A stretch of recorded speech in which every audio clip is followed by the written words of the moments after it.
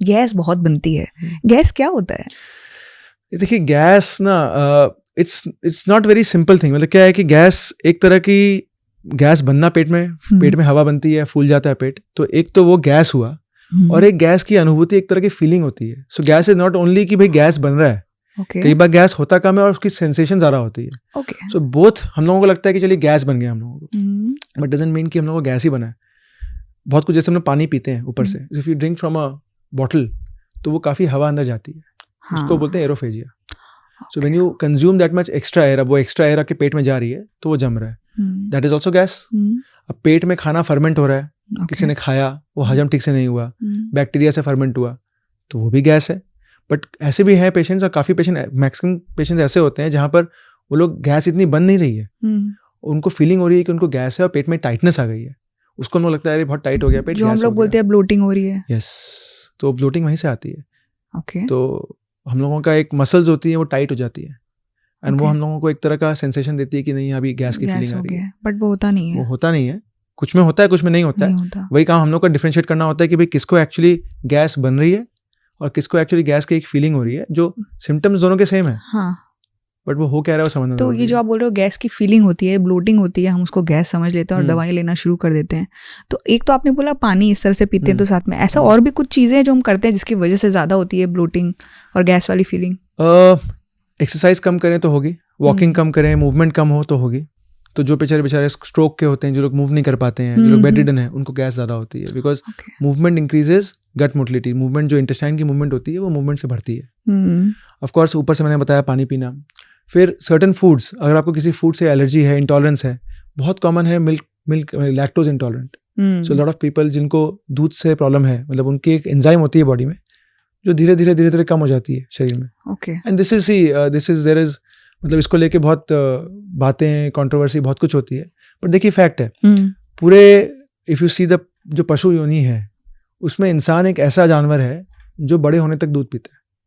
If you look at even गाय का बछड़ा भी दूध एक टाइम के बाद आकर छोड़ देता है.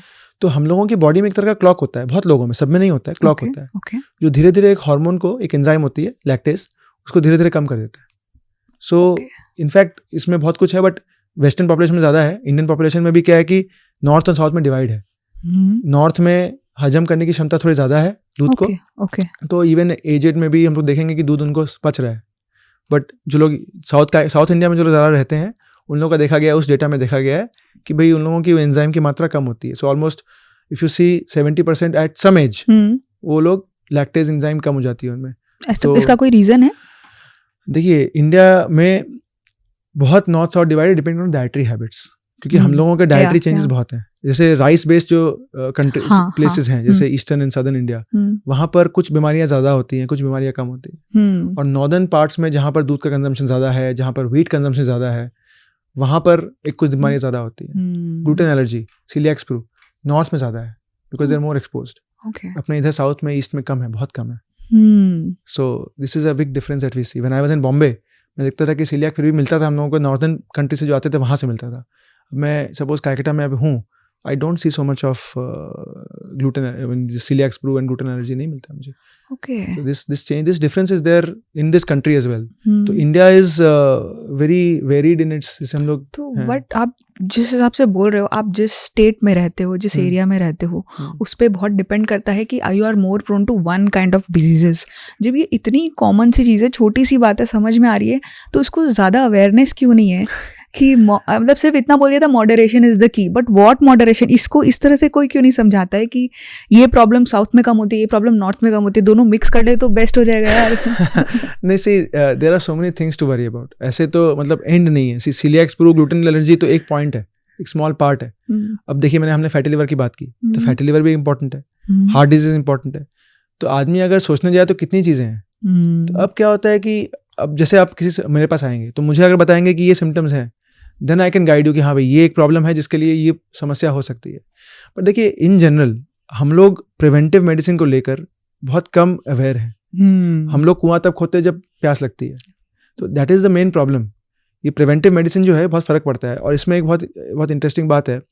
देखिए यूएस में उन लोगों की मेडिक्लेम पॉलिसी के तहत 40 साल के बाद नियरली एवरीबडी अंडरगोज अ कोलोनोस्कोपी. सबकी कोलोनोस्कोपी होती है. ओके, पूछेंगे क्यों? हाँ, क्योंकि कोलोन कैंसर जो होता है it starts from a small polyp, छोटा सा एक मसा जैसा होता है वो पॉलिप, हार्डली 5 मिलीमीटर। फिर वो बढ़ता है बढ़ता है बढ़ता है और वो कैंसर में कन्वर्ट होता है। And this is how all colon cancer, nearly all colon cancer start like this. मतलब शुरू ऐसे ही होता है, शुरुआत एक छोटे से मस्से से होती है। तो यूएस में वो लोग कोलोनोस्कोपी इसलिए कराते हैं कि सपोज वो मुझे मस्सा मिल गया, मैं उसको काट कर निकाल दिया, तो उस बेचारे को जिंदगी में कभी कैंसर होगा ही नहीं। And this is not done in the country. अभी तक इस कंट्री, हम लोगों की कंट्री में इसको लेके कोई भी काम नहीं हुआ है कि ये एक पॉलिसी बने। उनकी नेशनल पॉलिसी में है ये कि ये करना है हम लोगों को, बट हम लोगों की कंट्री में नहीं है। हम लोगों के कोलोन कैंसर रेट्स भी कम है कंपैरेटिवली, बट बढ़ रहा है। मतलब मैं तो बहुत देखता हूँ। एंड मुझे कभी कभी दुख होता है कि ये अगर हम लोग सही स्टेज में पकड़ लेते, उस छोटे से मस्से के स्टेज में पकड़ लेते, तो शायद उनको कुछ करना ही नहीं पड़ता, कुछ होता ही नहीं, कुछ होता ही नहीं। अब आई मीन कल की बात है, I don't know, कल की बात है, एक यंग लड़का आया, उसकी मदर को पेट में दर्द था, स्टूल पास करने में, पॉटी पास करने में प्रॉब्लम हो रही थी, कुछ भी मतलब कुछ सिंपल इन्वेस्टिगेशन यूएसजी हुआ था, कुछ डाउट रहा, मैंने कोलोनोस्कोपी किया, 7 सेंटीमीटर का ट्यूमर था सिगमोइड कोलोन में। वो लड़का मेरे सामने रो दिया। अब मैं उसको कैसे समझाऊं, मैं उसको कैसे संभालूं? मैं ट्रीटमेंट कर सकता हूं, बट वो जो इमोशनल, जो जिस तरह से टूट गया है वो, अब मुझे फील हुआ कि इस कोलोन कैंसर को अगर हम लोग सही स्टेज में रोक देते तो शायद कुछ नहीं होता। 7 सेंटीमीटर का ट्यूमर जो कि एक छुड़ा हुआ था एक मस्से से।